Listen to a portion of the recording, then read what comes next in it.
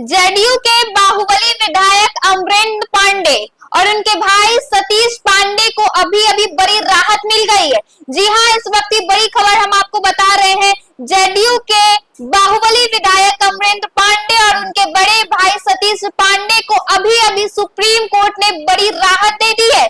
जी हाँ, दरअसल हम आपको बता दें कि बीते कुछ महीनों से एमपी एमएलए कोर्ट में इनके खिलाफ केस जो है वो दर्ज था और वो केस जो है वो जमीनी मामले को लेकर दर्ज था, जिसके बाद आज सुप्रीम कोर्ट ने दोनों भाइयों को बड़ी राहत दे दी है। दरअसल गोपालगंज की राजनीति और कानूनी हलकों में आज उस समय हलचल तेज हो गई जब जदयू विधायक अमरेंद्र कुमार पांडे उर्फ पप्पू पांडे और उनके बड़े भाई सतीश पांडे को सुप्रीम कोर्ट से बड़ी राहत मिलने की खबर निकलकर सामने आई। भू माफिया को संरक्षण देने और लगभग 16 एकड़ जमीन पर कथित अवैध कब्जे के गंभीर आरोपों से जुड़े इस मामले में सुप्रीम कोर्ट ने अहम अंतरिम आदेश दिया है। शीर्ष अदालत ने मामले की सुनवाई पूरी होने तक दोनों की गिरफ्तारी पर फिलहाल रोक लगा दी है।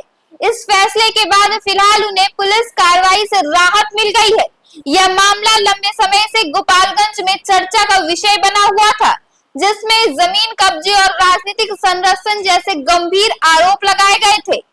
यह मामला कुचायकोट थाना क्षेत्र के बेलवा इलाके की करीब 16 एकड़ की बेशकीमती जमीन से जुड़ा हुआ है, जिसको लेकर लंबे समय से विवाद चल रहा है। आरोप है कि इस जमीन पर कथित तौर पर अवैध कब्जा कर लिया गया और असली काश्तकार को डराने धमकाने की कोशिश की गई।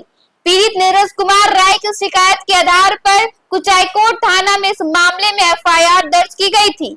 दर्ज केस में जेडीयू विधायक अमरेंद्र कुमार पांडे उर्फ पप्पू पांडे, उनके बड़े भाई सतीश पांडे, सीए राहुल तिवारी और कुख्यात भू माफिया भोला पांडे सहित कुल 7 लोगों को नामजद आरोपी बनाया गया था। पुलिस ने शिकायत दर्ज करते हुए तुरंत कानूनी प्रक्रिया को शुरू कर दी। पुलिस ने शुरुआती जांच में तत्परता दिखाते हुए इस मामले में कार्रवाई तेज कर दी थी और पहले ही 4 आरोपियों को गिरफ्तार कर जेल भी भेज दिया था। गिरफ्तार किए गए लोगों में भूमाफिया भोला पांडे का नाम प्रमुख रूप से शामिल रहा, जिसे इस मामले का अहम आरोपी माना जा रहा है। इन गिरफ्तारियों के बाद मामला और अधिक गंभीर हो गया और जांच की प्रक्रिया में तेजी आ गई।